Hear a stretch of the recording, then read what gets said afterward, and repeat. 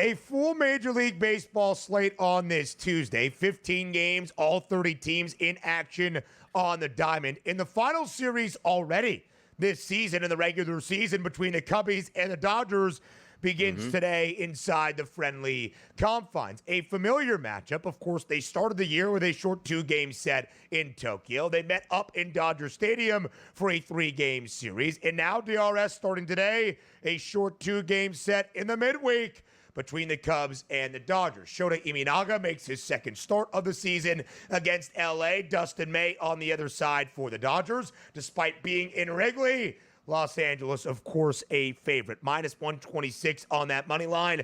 Total 8.5. How does this third and final series between the Cubs and the Dodgers start today? Yeah, it should be a fun one here. And I love these, the morning handicaps here. We don't really know what the actual roster is going to look like tonight at this point, but obviously we know who the starting pitchers are going to be. And in the afternoon, you get into some more of those intricate matchups like lefty-righty splits with XFIP numbers. But if we're just looking at the game and handicapping it, Dustin May's been really good to start, Ben. 65 total batters he's faced. How about an 0.34 ISO against and a weighted on base percentage of 171? That is spectacular. If you look on a card today, 30 total pitchers that I have rated in this. And if we're taking a look at May, he actually comes in fifth, Ben, in XFIP. 1.06 is the ERA, but a 330 xFIP number translates very well. 68 degrees, 67 degrees in Chicago with the wind blowing out the center field lightly at 5 to 6 miles an hour. That should help. Now let's go to the opposite side and take a look at Shota Imanaga. He sets up and looks decent against this Dodgers lineup, who, again, Shohei Ohtani, Mookie Betts, Teoscar Hernandez, Tommy Edman, and Will Smith, all have high ISO power numbers against left-handed pitching. Now, take a look at this. Once again, yesterday we had Vasquez, as I bring up for the Padres, had a low ERA but a really high xFIP number. Sooner than later, he's going to get hit. Case in point yesterday, the Detroit Tigers win in 6 runs that they posted in that game. If you look at Imanaga's 28 and a third innings pitch, Ben, his ERA really good at 2.22. xFIP, though, double that at 4.86. So for my money today, I do look at the Dodgers as that short price favorite, saying, well, maybe the ERA doesn't match up with what Imanaga's actually doing. The Dodgers get to him. The Dodgers get a victory. And anytime you see the Dodgers at that minus 120 price, it's like, hey, sale on, everybody's for sale today. Get on the Dodgers. I'll take them. 23 games this year, DRS. The Dodgers now 16-7. They have won 5 of their last 6 after losing that weekend set inside Dodger Stadium to these very Cubs. Again, Shota Imanaga, who faced the Dodgers in the debut this year back on Tuesday, March 18th in Tokyo. 4 innings of work. Shutout baseball did not allow a single hit, but only 4 innings against LA. Again, the Dodgers were struggling by relative standards after that weekend set against the Cubs. They swept the Rockies. They won 2 of 3 this weekend against the Rangers. This ends out the season set between the Cubbies and the Dodgers this week in Wrigley. Yesterday, Francisco Lindor, a pair of home runs for the New York Mets, who led 5-0 into the 9th. The Phillies scored 4, unable to get that game-tying run at the dish. Edwin Diaz just shoring up enough. The Mets win the opener against their divisional foe. Hey-oh. Uh-oh. Yeah. That's Mets. Oh, I like it better. Hold on. Put that back up here. Let's take a look, though. Let's take a look. Like, put that back. Get square up on the seat. Well, I like the blue. Like, sit up. What's wrong with that? A nice little blue background, like we're on a news studio at this point. Dun, dun, dun, dun. 6 ABC News. It's Ben Stevens from the desk. Right there. 6 Perfect. ABC. I like the way you look. Yeah.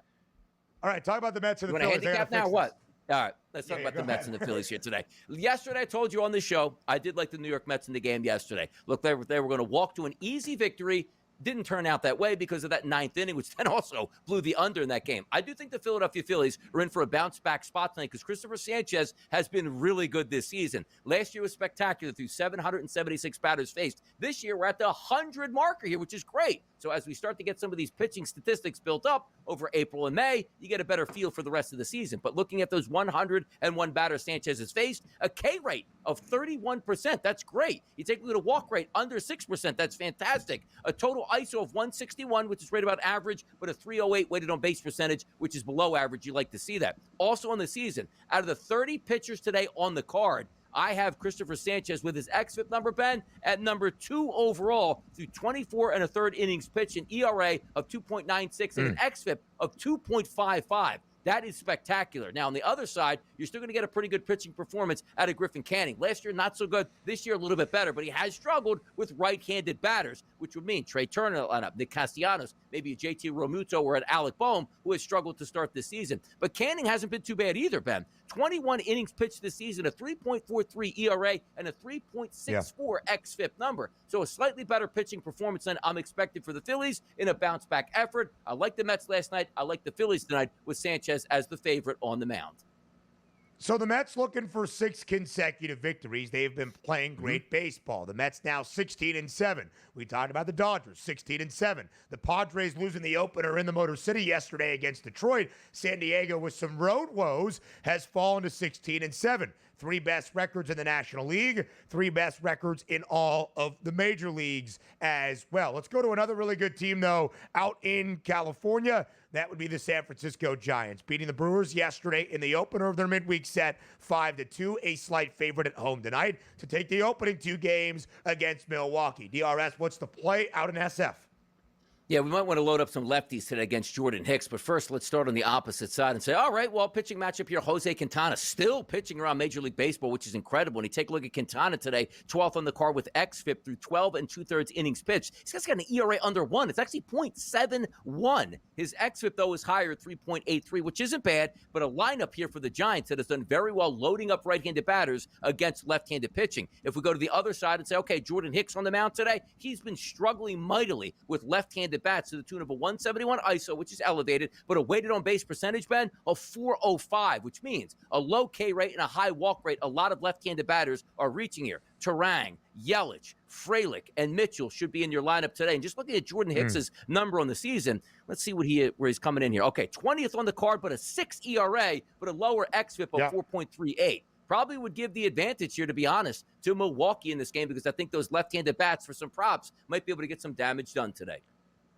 Yeah, DRS, I think it's a really good look as well. Early on in the midweek around MLB, plenty more games to preview on this full Tuesday slate in the bigs. Much more in the mind of Donnie Rightside up next.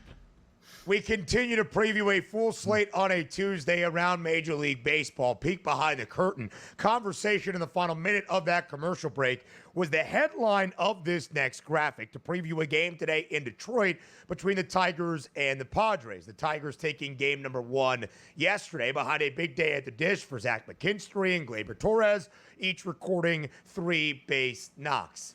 Aces in place for Detroit and San Diego. Now, Jack Flaherty is a great pitcher.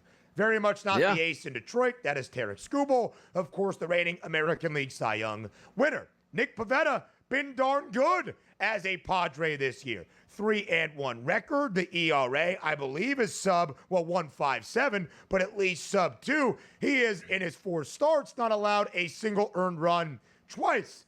But he's not the ace in San Diego either. Ace is in place? Donnie, make sense of it, please. Yeah, let's see. We can extend the boundaries of what an ace actually is, because if there's 30 pitchers on the card today, you actually have 2 top 10 xFIP pitchers on the mound today. So you could pitchers, say top 10 pitchers in Major League Baseball. Maybe they could be aces today. Pitching Pivetta's out there. There you go. Look, man. San Diego's got pitching Pivetta out there. Don't ever disrespect that guy, because he came from the Philadelphia Phillies lineage here. He's actually had 23 innings pitched this year, Ben. How about a 1.57 ERA and a 3.11 xFIP number? You take a look at the lineup today for Detroit, which I liked immensely yesterday. There are some guys with high weighted on base percentages here, but not enough power in my mind. I think Pivetta is going to be just fine on the mound today. By the way, temperatures in Detroit, 64 degrees, light winds blowing in from right field, so not really insignificant. You'll take that in Detroit at this time of the year. Jack Flaherty's on the mound, who you take a look at last year was sensational. This year's through 21 1/3 innings pitched, Ben, a 2.53 ERA and a 3.59. You look at the roster today for the Padres, which we usually like. This looks like a shell of its former self. Like, yes, you have Tatis, Machado, and Bogarts, but other than that, it's Gavin Sheets, Ornelas, Gonzalez, Iglesias, Wade, and Diaz. Doesn't seem like too much offense is coming today in the Motor City. Give me the under in this game as opposed to a side. I think both of these pitchers will do very well today.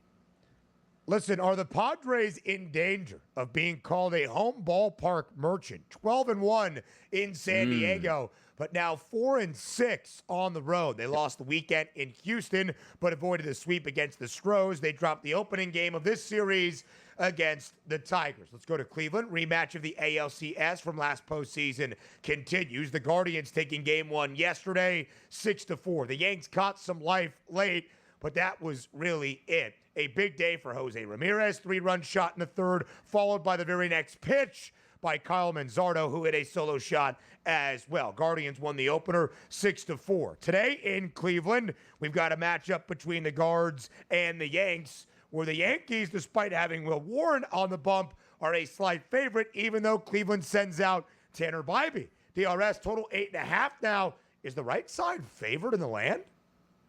Look, I'm telling you right now, usually you just look at the pitchers' names. Like, I'm just going to ride out Cleveland. They're better at home at this point. Maybe the Yankees will struggle. But Tanner Bybee, just by the name, it's like, oh, that's a solid pitcher. Not this year, he's not. 88 batters he's faced, an ISO against of 333 combined, and a weighted on base percentage of 394. Not a lot of Ks and a lot of walks. You take a look at him on the card today, Ben, out of 30 pitchers with xFIP, he's 29th on the card at a 5.36 and an ERA, by the way, that's 5.85. So it's not like, whoa, low ERA, high xFIP, or, vice versa at that point where he's getting a little bit unlucky. He's not. Take a look at Ben Rice, who wasn't in the lineup yesterday. If he's inserted back in there, he's got high power numbers, as well as Aaron Judge and Jazz Chisholm. God love him. Goes up to the plate, strike out 4 times. But every once in a while, he runs into a home run like he did yesterday. You flip it to the other side and say, all right, Will Warren's on the mound. Terrible last year, not that great this year. And on the card, he's 15th out of 30. He's got an ERA of 5.17, but a lower xFIP of 4.01. I don't think you can ever go wrong with including in your prop every single night Stephen Kwan. Left-handed pitching, right-handed pitching for the lefty, it doesn't matter. Against righties this year, 62 plate appearances, a 226 ISO, a weighted on base percentage of 433, a K rate under 10%, and a walk rate above 10%. He's been everything they've asked for here. So I look at this and say, you know what? Will Warren should be okay in this game, and the Yankees should be able to hit Bybee. Why not go with the Yanks in a bounce back tonight? Tanner Bybee is the de facto ace right now for the Guardians as they await the return of Shane Bieber. Was supposed to be the opening day starter, had a couple of stomach problems. Believe me, Tanner, I can relate. Against divisional foes and really just one team, the Royals, he has been sensational this year. Has not allowed a single earned run in his 2 outings against KC. Against everybody else, allowed 7 against Baltimore, allowed 6 against the Angels. The Yankees do not play in the American League Central, so maybe we do see some offense today in the land.